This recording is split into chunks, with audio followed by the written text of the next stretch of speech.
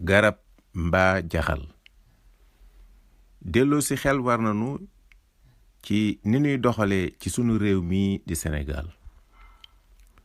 dañuy dëkk ak nit mu feebar duñu ko seeti ba mu faatu su ko defee dëj ba kenn duñu fa jiitu ñuy naqar lu tiis wa di joxe jaxal ak a jooy. li doon gën mooy ki nu dëkkal mu feebar nu dimbalee ko bu nu ko manee ca lanu am ca ba muy dund te bañ a xaar ba mu génn àddina nu koy joxeelub jaxal boo xam ni xaj na mënoon na koo dimbale ca pajum feebar bi ko yóbbu.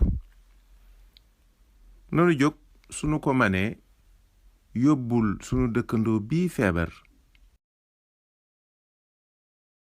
lu mu dimbali ko ci njaboot gi ak ci njëndum garab.